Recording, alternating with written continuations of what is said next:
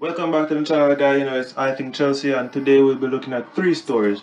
We'll be looking at Romelu Lukaku leaving Chelsea, and we'll also be looking at Raheem Sterling as a possible option, as well as Ruben Loftus cheek. There are a little bit of stories coming out on Ruben Loftus cheek to Lazio, so we'll talk about that. So let's get into the video. Okay, guys, so let's talk about our first story, which is about Romelu Lukaku. Romelu Lukaku has made it crystal clear he wants out of Chelsea Football Club this summer, and the only club he's willing to go to is Inter Milan. As you guys can remember, back in 2017 we had a similar case with Diego Costa when the only club he wanted to go to was Atletico Madrid after he fell out with Antonio Conte in 2017. The difference in this case though is that Chelsea was able to sell Diego Costa straight out, flat out to Atletico Madrid. We do not have this luxury this time with Inter Milan. Here's the reason why. Last season, when we bought Romelu Lukaku from Inter, it was not because Lukaku wanted to leave Inter or Inter wanted to sell the player. The main reason for this was because Inter was in financial difficulties and wanted to comply with financial fair play. Hence, they had to sell Lukaku to us, which they sold him for 115 million euros, which is 97 million pounds.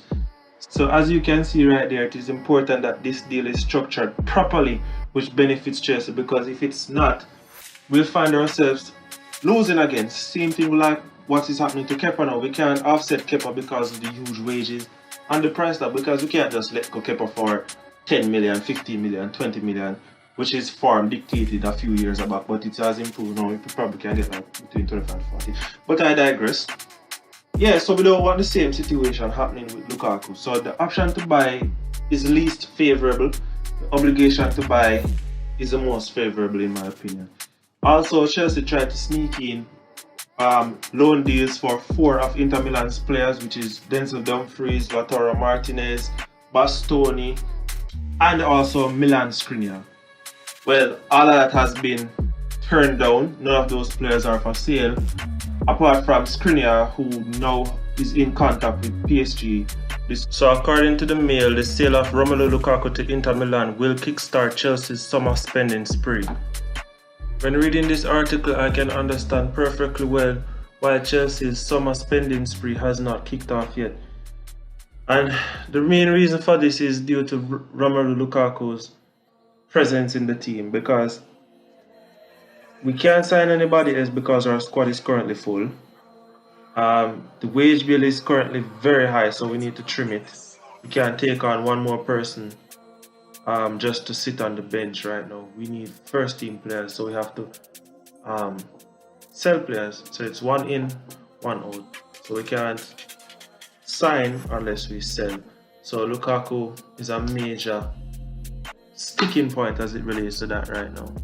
So let's just hope we can move Lukaku on with the club securing a good deal for Chelsea Football Club, the player, and Inter. Yeah, so let's see what happens. We keep our eyes on that. We just hope this saga ends by the end of the week. So according to Marcio, this saga is expected to end by the end of this week. So let's see how that pans out. So the Romelu Lukaku story slides perfectly into the next story, which is about Raheem Sterling. Raheem Sterling is majorly linked with the move to Chelsea this summer, and there has been outrage in the fan base about this. Some people don't want him, even some pundits describing him as clumsy. Maybe he's a little, but yeah. So next target we have is Raheem Sterling. Alright, so according to the Marcio from Italy and guessing, Raheem Sterling is set for a move to Chelsea, and Raheem Sterling is apparently one of our major targets. I can admit this isn't a fancy signing, it isn't a sexy signing as they would say, but it is what it is. What we need right now is someone to score the goals. We need somebody to be consistent, and if Raheem Sterling offers that, I'm all for it. He's not my first choice, he's not my second choice, but I'm all for it. So basically what is happening here, Raheem Sterling is in his final year of his Manchester City contract. He wants a pay rise. and he also basically wants playing time because the World Cup is in this year, November and December. So he wants some playing time to stay sharp and get into the England team, although in my opinion he's dead set for a starting spot in the English team. But yeah, the reported fees are around 35 million, and there was also a reported bid of 25 million euros that was rejected. Raheem Sterling for 35 million is a bargain. This is so surprising. Wow. But let's see if Chelsea can pull that off, because really and truly, 35 million for Raheem Sterling. Wow. Well, let's not get ahead of myself here. But 35 million, I don't see this happening. But there are also stories coming out, I think it was last week, where they said they wanted 60 million pounds for Raheem Sterling. So now I'm hearing 35 million in this article by the Lazio. It's really surprising. Wow. The article also said that Raheem Sterling has moved ahead of the Ousmane Dembele as a priority for Chelsea, as the Chelsea hierarchy has reservations as it relates to Dembele's injury records. This is another hard-hitting one, because I'd much rather prefer Ousmane Dembele, because to be honest, his injury record has improved in the last 6 to 8 months. It has improved. He has bulked up a bit. He has reportedly been watching his diet, watching what he eats, trying to train better, exercise more. So he's been a little bit more mindful of his body. So with 5 subs next season, is the injury record of Ousmane Dembele such a thorn? I'm not too sure, because if you can get, like, in my opinion, like 25 games for him per season in the league, I think he will do well, because you have a lot of wingers. Because we have Werner, we have Lukaku, we have Ziyech, we have Pulisic. All these players have to get time. All these players have to get game time. So if he's fit enough to play 25 to 30 games for us next season, that would be great. So yeah, but back to Raheem Sterling. Him moving ahead of Dembele, I kind of find it a little bit hard. I think something is happening behind the scenes as it relates to that, because we haven't had any form of updates really about this deal. This deal has gone a bit quiet. Why is this deal taking so long? I'm not too sure. So if I have to be cynical, I have to keep my mind open to the Raheem Sterling deal. So let's see what happens.